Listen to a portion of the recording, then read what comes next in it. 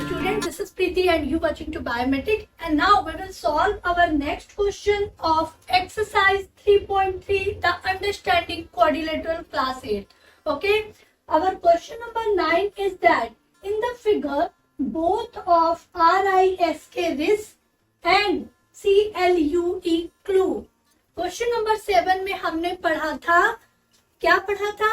Hope. Okay, question number 8 में हमने पढ़ा, क्या पढ़ा? Run and gun. Okay, and question number 9 में जो हमको क्लू दिया है वो क्या है? Risk and clue. मतलब यहाँ पे रिस्क भी है और रिस्क के साथ एक क्लू भी दिया हुआ है, एंड विद दिस क्लू हमको सॉल्व करनी है एक्स की वैल्यू.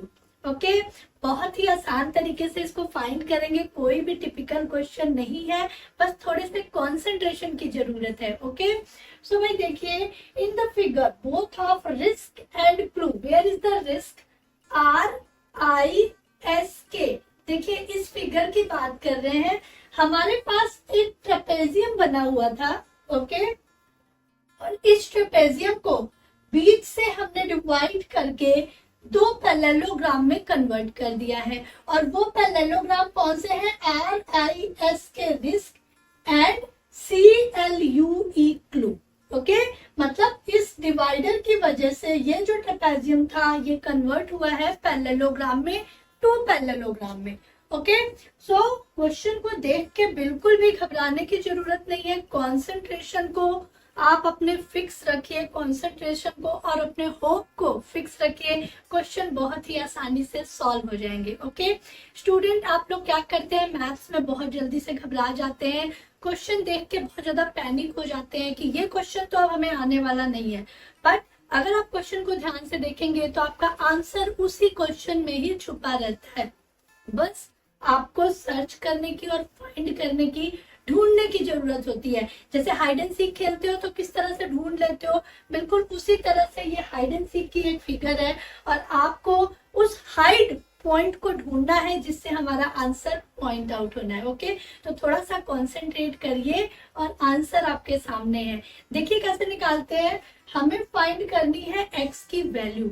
ओके, और हमें दो चीजें दी है, रिस्क एंड क्लू. देखिए, RISK रिस्क. अगर हम रिस्क में देखें, दिस इज द रिस्क. मैं इसके ऊपर ओवरलाइन कर रही हूं ताकि आप लोगों को क्लियर हो जाए. This is the risk. This is one parallelogram and this is parallelogram 2. Okay, आप मेंशन कर लीजिए.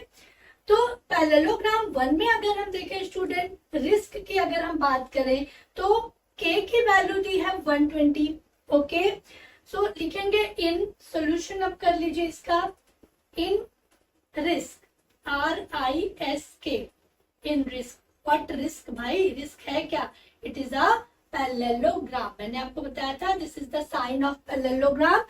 टू पैरेलल लाइन बना के ऊपर आपको GM लिख देना है पावर में, जिससे आपका टाइम भी बचेगा और साइन की भी आपको नॉलेज होगी. ओके, तो रिस्क इज अ पैरेललोग्राम. तो इन पैरेललोग्राम रिस्क में अगर हम देखें तो angle K is equal to angle I लिख सकते हैं भाई, because this is the parallelogram and according to the property of parallelogram opposite angle are equal. तो लिख लीजिए angle K is equal to angle I opposite angle, opposite angle of parallelogram. ठीक है, opposite angle of parallelogram. Now भाई ये भी हमारा हो गया 120. अब देखिए एंगल I 120 है, तो ये जो अंदर में एक ट्राइंगल बना है, हम इसकी वैल्यू फाइंड कर सकते हैं.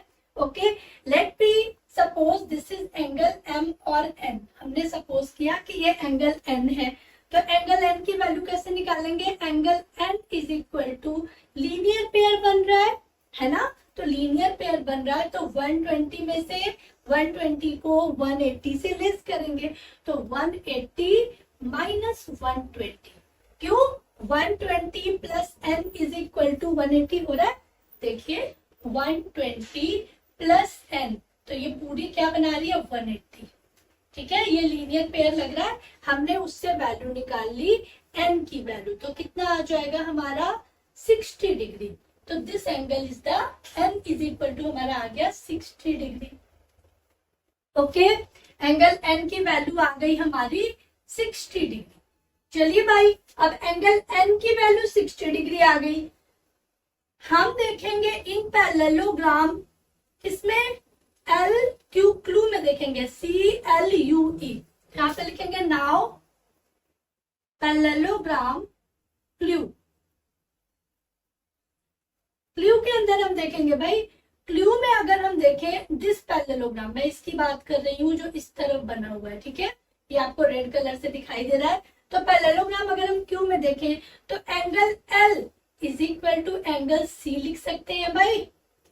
Okay, angle L is equal to angle C क्यों लिख सकते हैं, ये वाला एंगल मैं बात कर रही हूँ इस एंगल की, बिकॉज ये क्या है, करस्पॉन्डिंग सेम लाइन पर दो एंगल जब बनते हैं तो करस्पॉन्डिंग एंगल होते हैं। यहाँ पे लिख लीजिएगा करस्पॉन्डिंग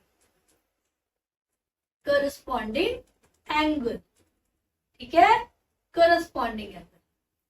तो angle 70 degree, L is equal to 70 degree. तो ये जो अंदर वाला सी है, हम इसकी बात नहीं कर रहे हैं, हम इसकी बात कर रहे हैं। तो जो इनर एंगल है हमारा, इंटरनल एंगल सी है, वो भी हो जाएगा 70 डिग्री। तो एंगल सी हो गया 70 डिग्री। ओके, अब एंगल सी 70 हो गया और ये वाला हमने एन भी निकाल लिया था, एन हमारा कितना हो गया था 60 डिग्री। तो अब देखिए भाई, ये 60 और ये 70, तो ये वाला एंगल फाइंड कर सकते हैं क्योंकि ये एक ट्रायंगल बन रहा है। ये देखिए, ये एक छोटा सा ट्रायंगल बन रहा है, तो ट्रायंगल सम प्रॉपर्टी लगा देंगे, ठीक है। तो लिखेंगे according to triangle sum property, मैं यहाँ पे कर रही हूँ triangle sum property. Triangle sum property लगाएंगे तो क्या लिखेंगे भाई, इस एंगल को आप O मान लीजिए, कोई भी नाम दे सकते हैं, ICO, ट्रायंगल